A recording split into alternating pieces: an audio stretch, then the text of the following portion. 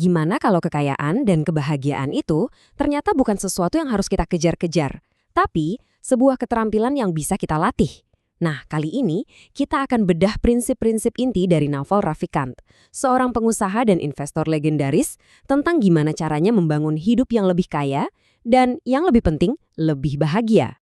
Nah, ini dia ide utamanya. Naval menantang kita buat melihat dua hal yang paling dicari dalam hidup ini bukan sebagai hasil undian atau nasib, tapi sebagai sesuatu yang bisa kita kuasai secara sistematis. Ini kan mengubah segalanya ya, dari permainan untung-untungan jadi sesuatu yang ada dalam kendali kita. Oke, jadi kita akan pecah pemikiran Naval ini jadi dua bagian penting. Pertama, kita bakal bahas strategi praktis untuk membangun kekayaan. Ini kita sebut permainan eksternal. Terus, kita akan beralih ke permainan internal, yaitu gimana caranya melatih pikiran kita untuk mencapai kebahagiaan yang sejati. Oke, kita mulai dari fondasinya dulu. Semuanya ini berawal dari satu pergeseran pola pikir yang penting banget, yaitu melihat kekayaan bukan sebagai keberuntungan, tapi sebagai satu set keterampilan yang bisa dipelajari oleh siapa aja. Ini poin yang krusial banget. Ini bukan tentang kerja lebih keras di pekerjaan yang salah, tapi tentang belajar gimana sistem penciptaan nilai itu bekerja. Naval bahkan percaya, kalaupun dia kehilangan semua uangnya hari ini, dia bisa loh membangunnya lagi. Kenapa? Ya karena dia udah menguasai keterampilannya. Oke, setelah kita paham kalau kekayaan itu adalah sebuah skill, mari kita masuk lebih dalam ke pilar pertamanya. Apa aja sih langkah-langkah praktis yang diajarkan Naval untuk membangunnya secara etis dan efektif? Nah, ini definisinya menarik banget. Kekayaan sejati itu, menurut Naval, bukanlah gaji bulanan yang Anda terima. Tapi, aset seperti bisnis, investasi, atau produk yang terus bekerja untuk Anda 24 jam sehari, 7 hari seminggu. Inilah perbedaan mendasar antara menukar waktu dengan uang dan memiliki kebebasan finansial yang sesungguhnya. Naval menekankan banget pentingnya menghindari permainan status. Anda lihat podium itu? Kalau ada yang nomor 1, pasti ada yang nomor 2 dan 3. Itu permainan zero sum. Kalau ada yang menang, harus ada yang kalah. Sebaliknya, lihat pohon uang itu? Ini adalah permainan kekayaan. Setiap orang bisa menanam dan memanen pohonnya sendiri. Kekayaan itu bisa diciptakan oleh banyak orang, tanpa harus menjatuhkan orang lain. Jadi, gimana cara praktisnya? Pertama, fokus cari kekayaan, bukan status. Kedua, miliki ekuitas, artinya kepemilikan di sebuah bisnis, bukan cuma gaji. Ketiga, ciptakan sesuatu yang diinginkan oleh banyak orang dalam skala besar. Dan yang terakhir, dan ini kuncinya, gunakan pengetahuan unik Anda dan perkuat dengan daya ungkit seperti kode atau media untuk menjangkau skala yang masif. Dan slide ini dengan cemerlang ngegambarin konsep skala tadi. Gini, Anda kerja keras untuk menciptakan sebuah solusi.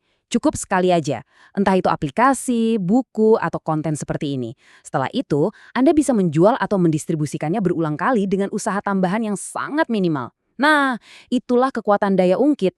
Kerja sekali, dibayar berkali-kali. Kunci dari semua ini ternyata adalah kesabaran. Baik itu dalam investasi, hubungan, maupun pengetahuan, keuntungan terbesar itu datangnya dari efek bola salju atau bunga majemuk. Jadi, jangan cari jalan pintas, bangunlah sesuatu yang bisa bertahan lama. Kutipan ini jadi jembatan yang sempurna banget ya, dari permainan eksternal mencari kekayaan ke permainan internal untuk menemukan kedamaian. Karena pada akhirnya, apa artinya punya banyak harta tapi hati nggak tenang? Kekayaan tanpa kebahagiaan itu kan hampa. Oke, sekarang mari kita beralih ke pilar kedua dan kita lihat gimana pendekatan berbasis keterampilan yang sama ternyata juga berlaku untuk menemukan kedamaian dan kebahagiaan. Definisi ini mungkin kedengarannya agak aneh ya, tapi menurut Naval, kebahagiaan itu bukan tentang merasa gembira atau euforia terus-menerus. Kebahagiaan sejati adalah kondisi damai di dalam diri yang muncul saat kita berhenti menginginkan realitas menjadi berbeda dari apa adanya. Ini soal penerimaan.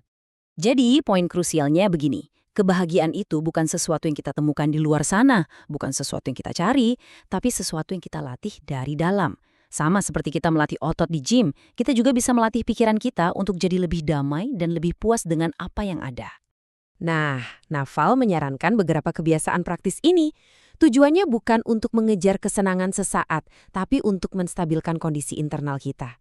Dengan mengurangi input negatif seperti alkohol, gula berlebih, atau drama media sosial, dan meningkatkan praktik yang menenangkan, kita sebetulnya sedang membangun fondasi untuk kebahagiaan yang jauh lebih tahan lama. Oke, sekarang mari kita gabungkan semuanya.